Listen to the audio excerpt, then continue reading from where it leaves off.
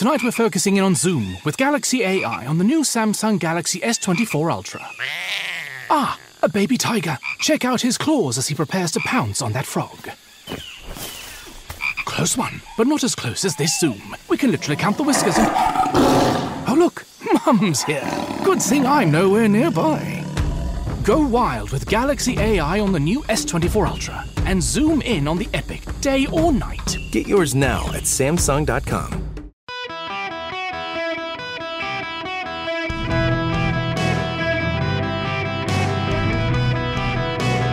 Welcome to the Eric Erickson Show Podcast, Hour 3. Hello, America. Welcome. It's Eric Erickson, the third hour of the program. The phone number, if you want to be on the show today, 877-973-7425. As always, text the word Eric, E-R-I-C-K, to 33777. And you can follow me on social media and the like. Well, I have an important question. I need you to ask yourself. You may need to look down at your hands or look in the mirror and ask, are you a cracker? When you walk past parrots, do you get a little concerned? They may want to eat you. If you're one of those, well, turns out you're killing people of color with your driving. At least according to the Los Angeles Times, Whitey is killing everybody else. This is just the most absurd story. Here's the headline. This is the actual headline. How white and affluent drivers are polluting the air breathed by LA's people of color. It's gotten much ridicule since it appeared yesterday. Like many Angelenos, I spend a lot of time behind the wheel of my car. I drive from my West Side apartment to Dodger Stadium near downtown and further east to hike in the San Gabriel Mountains. I take the 405 freeway north to the San Fernando Valley to see friends, or occasionally south to the Los Angeles Times office, or to the airport where I grow my carbon footprint even further. So I couldn't help but consider my own complicity while reading a new study from the University of Southern California researchers finding that Angelenos who drive more tend to be exposed to less air pollution, and Angelenos who drive less tend to be exposed to more pollution. It sounds like a paradox, but it's not. It's a function of the racism that shaped the city and its suburbs and continues to influence our daily lives, and a stark reminder of the need for climate solutions that benefit everyone. For every 1% increase in miles driven to and from work by people who live in a particular part of LA County, there's an estimated 0.62% decrease in the lung-damaging fine particulate matter to which those Angelenos are exposed. How is it possible? Well, it comes down to the shameful history of Los Angeles County's low-income communities of color being torn apart for the freeways, a history documented by the Times. Today, many residents of the county's whiter, more affluent neighborhoods commute to work through low-income neighborhoods, bisecting the freeway. Okay, so can I just... Let me explain to you what's going on here. The left has decided that they've got to show systemic racism. They have to show that the country was founded on racism, that everything's racist. We know historically there was a lot of racism in this country. There were a lot of slaves in this country. When the Civil War happened, a lot of white people from the North died for the slaves. They gave their lives that others might be free. But then Southerners during Reconstruction The Republican Party kind of didn't do Reconstruction the way it should have been done, and the South was very quickly able to turn the tables and institutionalize racism and put in racist systems. I live in a community where I have seen this injustice. I've seen it. There's an interstate that runs through my city, I-75. I live south of Atlanta. There were two prosperous neighborhoods, Shirley Hills and Pleasant Hill. Shirley Hills was white, Pleasant Hill was black. When the interstate planners decided to plan the interstate through my city, they could have planned the interstate to go between those two neighborhoods. Instead, they bulldozed straight through the middle of the black neighborhood, Pleasant Hill, dividing that neighborhood. Have you ever heard of Otis Redding? Have you ever heard of James Brown? They lived in that neighborhood. They came from that neighborhood. That neighborhood never recovered. It's still a squalid, poor neighborhood. It used to be thriving middle class. There was a house called the Half House. You know what they called it, the Half House? The planning and zoning in the Department of Transportation in the 50s, they didn't need the full house for the interstate. So they cut off half the house.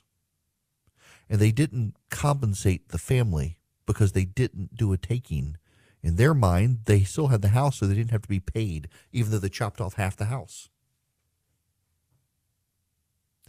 These are true things that happen, and we shouldn't deny those things. The question is, what do you do with it? It's like Colin Kaepernick. Colin Kaepernick has his graphic novel out, and one of the scenes in the novel is his father talking to a man who's wearing a ball cap with a Confederate flag on it, the Stars and Bars. And that man is not a racist to Colin Kaepernick. He's nice to Colin Kaepernick.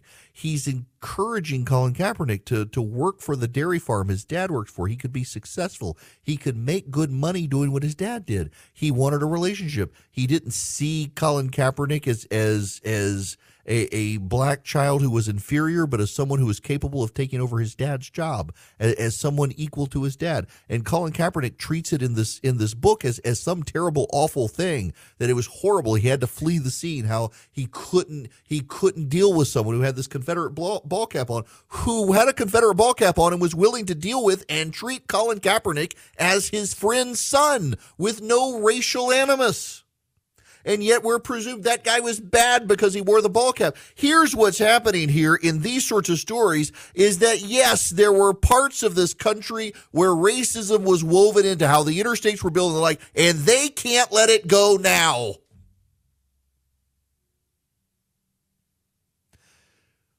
We're living in an age of real-time therapy where you are expected to hold on to the worst things that ever happened and be defined by them and make everyone else be defined by them too. You aren't allowed to move forward unless you painfully go through the past. They want to anchor you to the bad things that happen. They want to be defined by the bad things that happen. This is their choice to still be a victim. It's ridiculous. And let's also acknowledge that in a lot of these neighborhoods, it's not just that they bulldozed it with an interstate. It's that there are a lot of broken families there and crime and drugs and everything else. And the interstate does not have a damn thing to do with that. And they want you to believe that it's all because they bulldozed the interstate. No, it's not. No, it's not. A lot of families packed up and left those neighborhoods. Others stayed behind. And others broke apart and fractured. And gangs moved in. The interstate did not do that. Essentially what's going on here is they want to blame decisions from 50 years ago and supposed systemic racism woven into the fabric of our society so they don't have to blame the choices of individuals. They don't want to have to blame an individual. One time when I filled in for Rush Limbaugh, I generated controversy. Now, the guest hosts are not supposed to generate the controversy. That was Rush's job. But I did.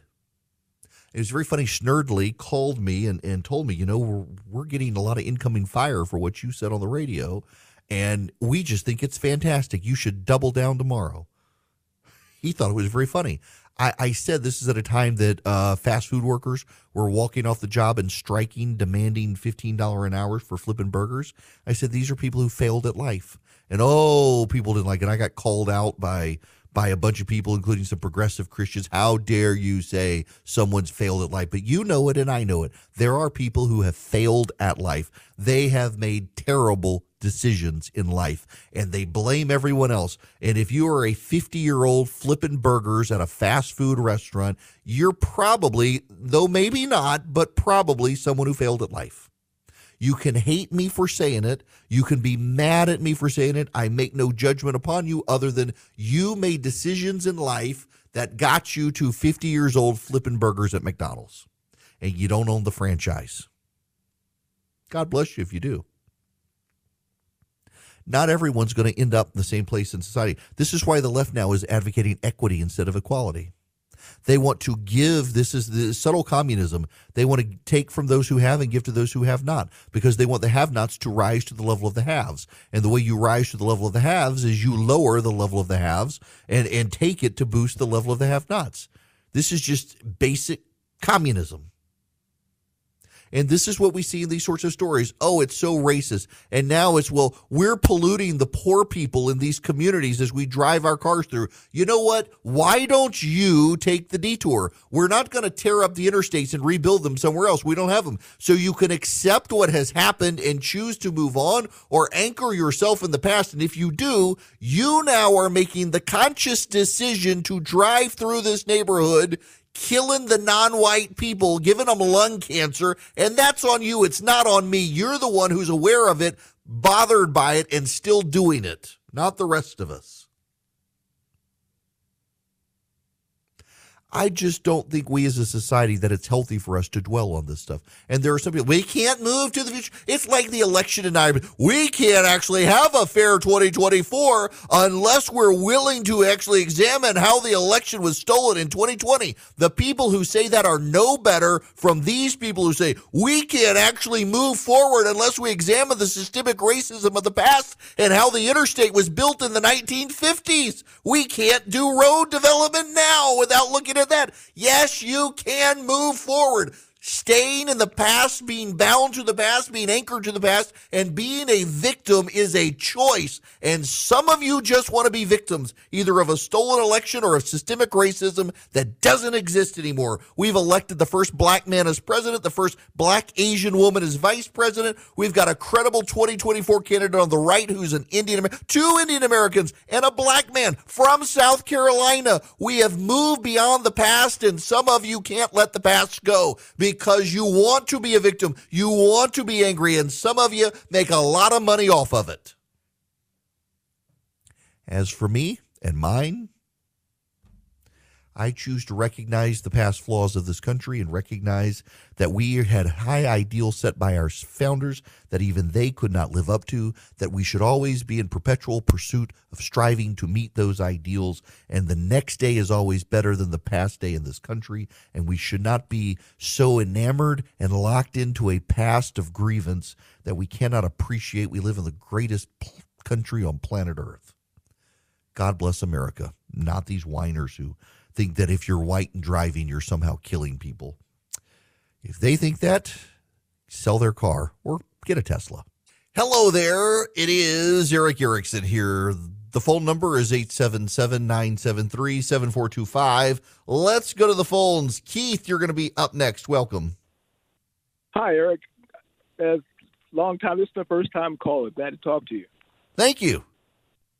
I just want you to know 99% of the time I agree with everything you say. Excellent. A couple weeks ago, you were talking about Tim Scott announcing that he was going to run for the presidency, and I was glad to hear it, and I'm glad to see him enter myself. At the same time, you mentioned that you had a problem back in 1992 when Alan Keyes ran, and I had the honor of working on his campaign along with your friend Brant Frost. I was wondering what that problem was. Yeah, so it wasn't 1992. It was 2004 and 2008. I actually was a big fan of Alan Keyes in his early rise. He ran for the Senate in 88, 92. In 96, I actually had an Alan Keyes sign and a Jack Kemp sign in my college dorm when he ran for president. But the problem I had with Alan Keyes is a problem I have with a lot of candidates who they just keep running. And at this point, they don't have a plan to win. It's just to be on stage. And that's a thing that has always frustrated me about a lot of candidates who they perennially run for office and they don't ever have a plan on winning. They want to be on stage. And when it's the same message they've had every time, that's the thing that frustrates me about Keyes. I think he's a brilliant thinker. I think he's a brilliant man.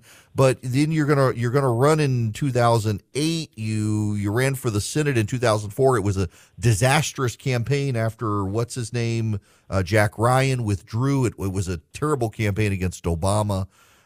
He had run in 2000. He started in 1996 after 2 Senate runs. At some point, I just think you seem addicted more to running than to the policies, and that's my concern with him. And again, in 96, I had an Alan Keyes sign. I think he would have been great, but by a decade later, still running for president again at some point, it's kind of like some of these libertarian candidates who just get on the ballot every 4 years and they're never going to win. And why are you there?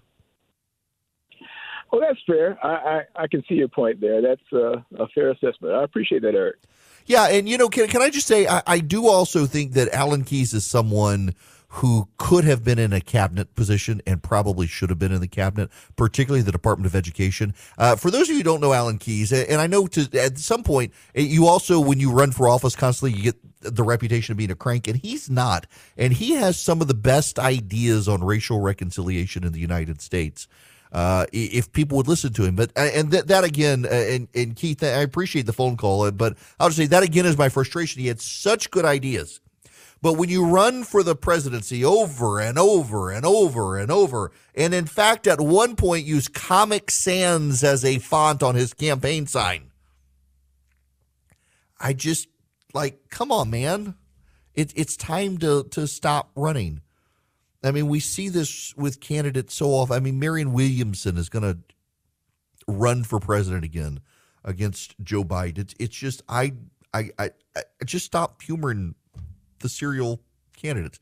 Honestly, it's kind of to me like Ron Paul. Ron Paul had some good things to say, but how many times are you going to run for president and not actually have a campaign? I don't like message candidates because the message candidates think they have a right to be on stage, and then they want to tie up the stage with their message, and they're not even trying to win. And here are these other candidates competing to win, and I would actually like to hear their message for a second, and they just get no airtime. That's my frustration. In 96, I wish Keyes had been the nominee and not Bob Dole. Probably would have won. Howdy, welcome. It is Eric Erickson here. The phone number is 877-973-7425. Should you wish to be on the program, let's go to the phones. Jeff, you're up next. Welcome. Hey, Eric, how are you? Good. How are you? I'm good. So listen, I've been pretty active at the Gwinnett County School Board meetings. My daughter started the school year there at a public school in Gwinnett, which we had to pull her out because of all the violence they were having. And one of the things that they did back in the fall was they asked the parents to give input on a new sex ed curriculum. Now, the current sex ed curriculum has like a 10-year track record. It has lowered anxiety in the students. It has lowered teen pregnancy, and they have plenty of data to prove all these things. But what it doesn't have is gender ideology in it. And so they have introduced new textbooks that were available online. Parents had a chance to come and review it, and then you could fill out a survey on it. Well, 90% of the parents who were surveyed said they strongly disagreed with this new curriculum. The school board's set to vote on implementing it. It's already being piloted, even though 90% disagreed. And of those 500 parents, what made up the 90% was 500 parents. So the school boards was interviewed, and and it wasn't a school board member that said this, but it was someone from the Gwinnett County Schools, said that they were not interested in changing course, basically because they had received feedback from their teachers that said that the current courses were not inclusive. So I asked for the data, and I said, hey, that feedback that you referenced where you said in this article, can I have the feedback? And they sent it to me, and it was basically asking questions like, is it biased? Is it inclusive? And I asked them how many teachers took it. There's 22,000 teachers and faculty in Gwinnett County. 13 took this survey, 13 people. And I came straight from Gwinnett County. So they know that they're playing a complete game here. So what I'm wanting to know is any ideas that you have that I could, go to talk some sense into them. Yeah, okay. One, be at the school board meeting, get on the agenda to speak. Two, contact Frontline Policy, their local fantastic organization in Georgia that raises awareness about these issues. Frontlinepolicy.com. Cole Musio is the leader of that group. It is a fantastic group, puts more points on the board than most of the organizations out there. And also talk to your state legislators. If you've got Gwinnett still has some Republicans in the state legislature, this is a big issue for them right now. And it's galvanizing them. I mean, I would get every single one of these groups, reach out to them.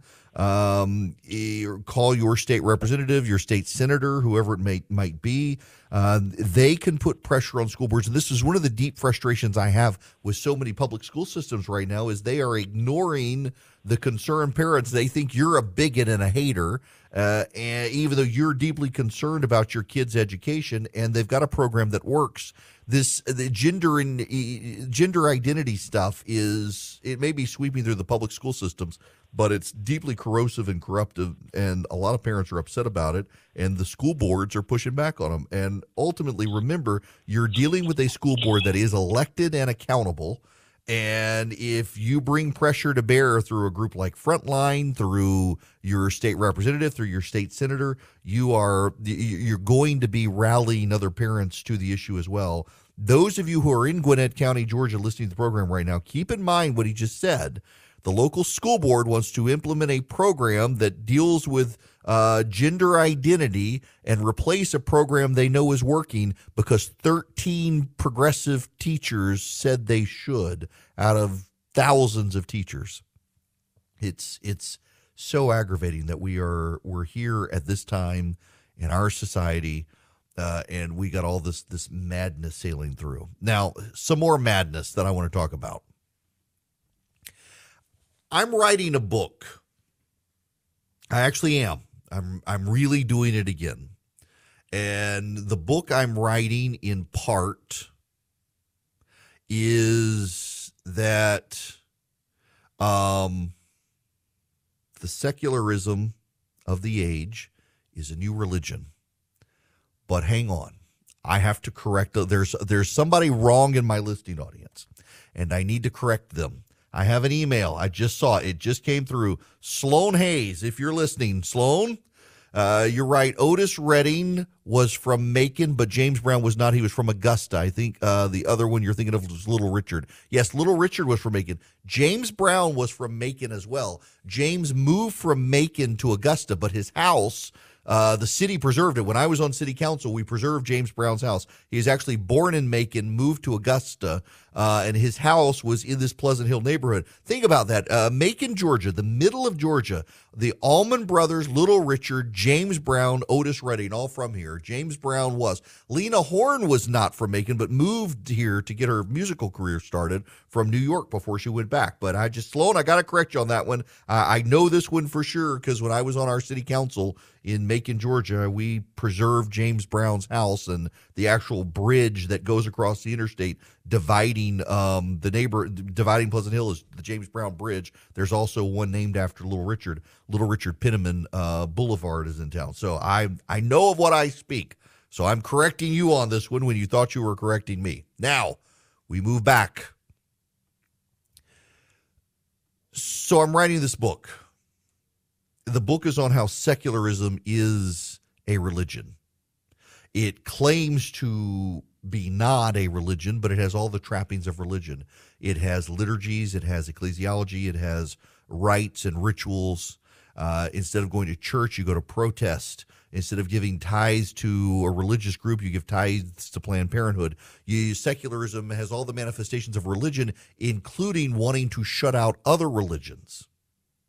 One of the things that secularism lacks that Christianity has is the concept of grace.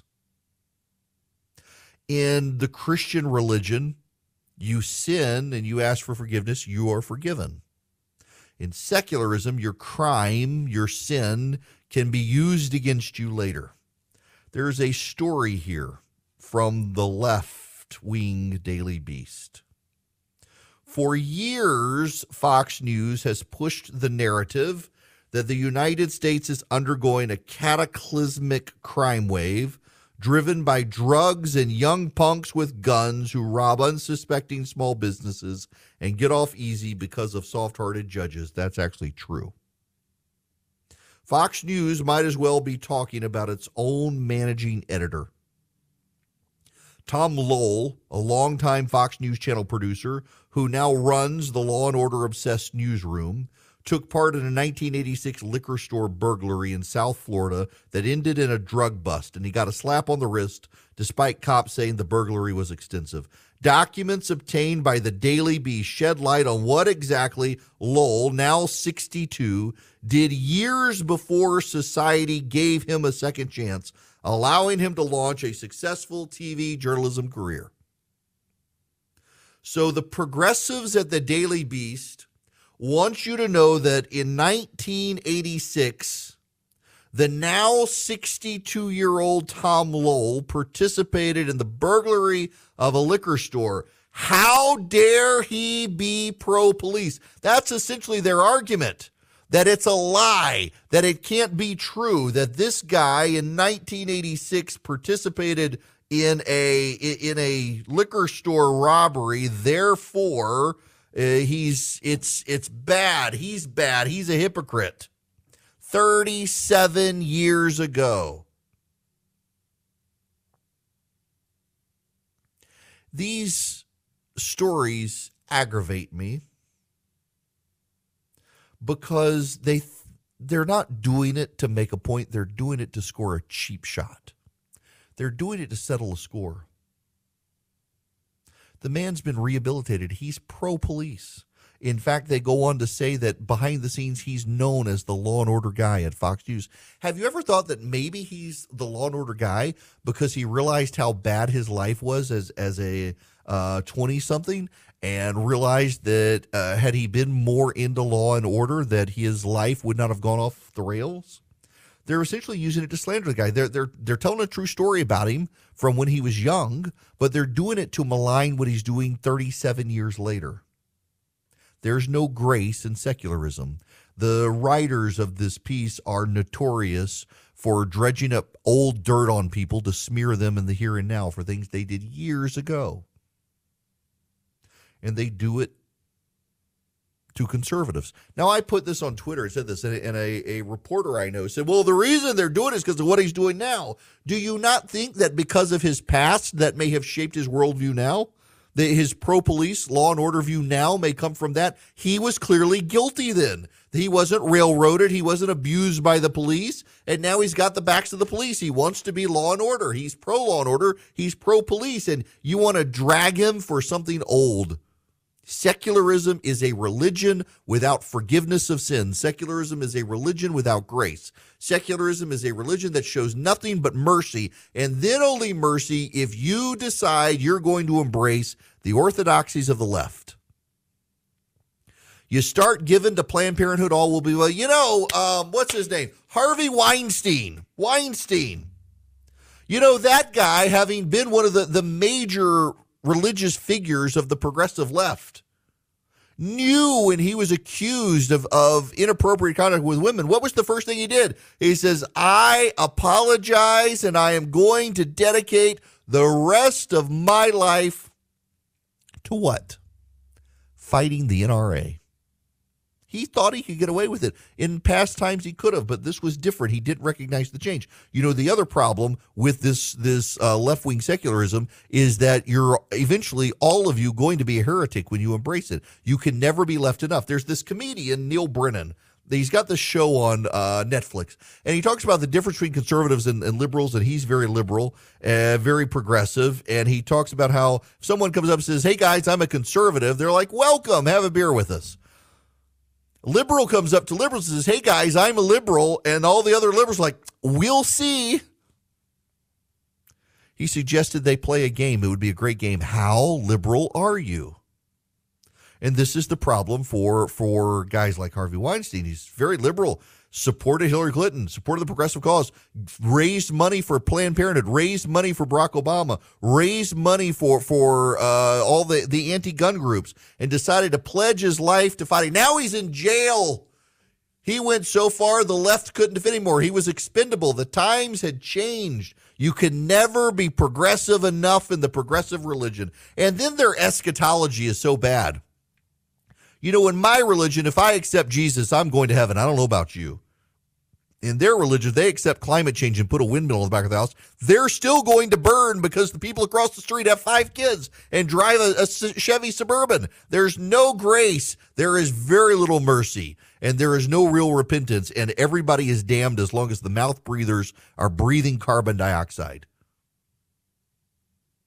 And they feel perfectly fine and comfortable and think it's a valid story to take something someone did in their past and suggest that he shouldn't have the position he has now because of back then. Tom Lowell shouldn't be pro-police because he was arrested in '86 for robbing a liquor store. It's just a silly thing. Several current and former and current Fox staffers said Lowell is known as a conservative fixture from the Roger Ailes era, referencing the Fox News chief who was ousted in 2016. According to Fox sources, Lowell's clean cut, almost always in a suit and tie, and very pro-police.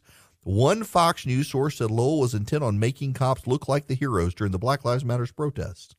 Until the New York Times piece dropped last year referencing his arrest, many of the network were unaware of his criminal past. Still, several network insiders and staffers said they had yet to hear about the burglary until the Daily Beast approached them for the story. A Fox News spokesperson was clear that Lowell's transgressions occurred decades ago, and he turned himself around despite dealing with personal demons. Yes.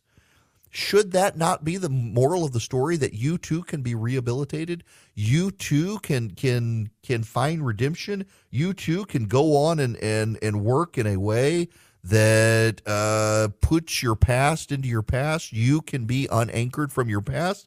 And this goes back to all the other stuff we've been talking about, that all these people who they get anchored to the past, they want you to be anchored to the past. They want to be a victim. They want to be victimized. They want to be traumatized by things that happened in the past. They can't let it go. The left is too grounded in the past and wants the rest of us to be there as well. They're not future looking. For a bunch of progressives, they sure don't want to progress into the future. They want to anchor everybody down by what they did in the past.